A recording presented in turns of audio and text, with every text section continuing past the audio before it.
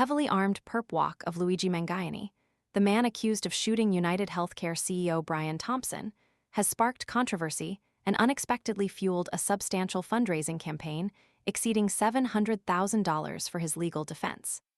This dramatic display of police force, intended to project an image of overwhelming authority and demonstrate the accused's subjugation, may have inadvertently backfired, according to the organizer of the online fundraising effort.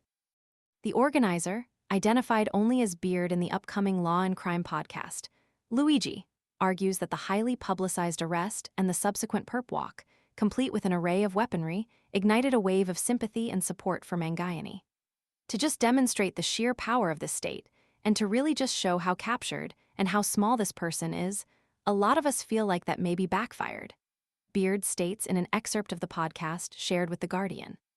The 4-part series is set to premiere on Monday. This assertion is particularly intriguing given the context surrounding the case and the staggering amount of money raised for Mangione's defense. The Luigi Mangione Official Defense Fund, hosted on the GiveSendGo platform, had amassed approximately $743,000 by Thursday. This considerable sum raises important questions about public perception, the role of media portrayal in shaping opinions, and the potential unintended consequences of highly publicized arrests. Beard's comments offer a unique insider perspective on the fundraising campaign, revealing a complex interplay of factors contributing to its unexpected success. While the podcast promises to delve deeper into the motivations and strategies behind the fundraising efforts, the initial response suggests a significant portion of the public may view the situation through a lens significantly different from the one presented by law enforcement. The perception that the New York authorities' heavy-handed approach may have inadvertently fueled support for Mangione is compounded by a recent poll conducted by the National Opinion Research Center, NORC, at the University of Chicago.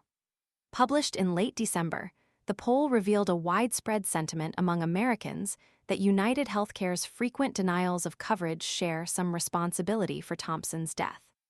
This pre-existing public sentiment, fueled by widespread frustration with the healthcare system and insurance companies' practices, appears to have created fertile ground for a counter-narrative to take root.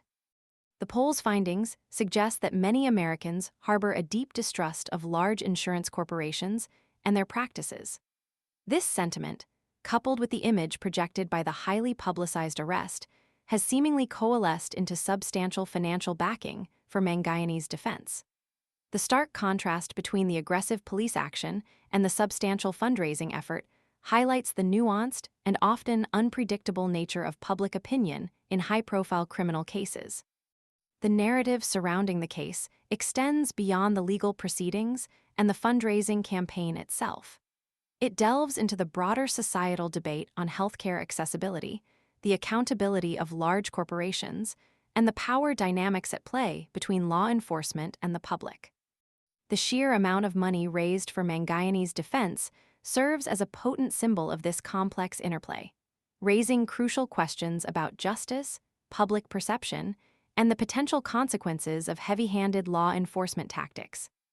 Brian Thompson's death, a tragic event leaving behind a grieving widow and 2 teenage sons, has become intertwined with a larger conversation about healthcare reform and corporate responsibility.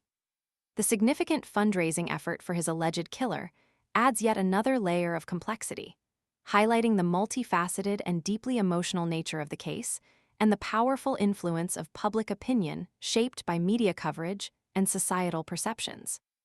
Beard's revelations in the upcoming podcast promise to shed further light on the intricate dynamics underlying this extraordinary and controversial fundraising campaign, potentially offering a critical examination of the societal forces at play.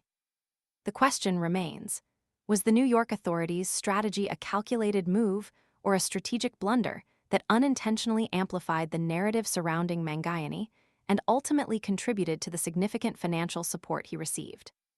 The full story, as revealed in the Luigi podcast, is eagerly anticipated.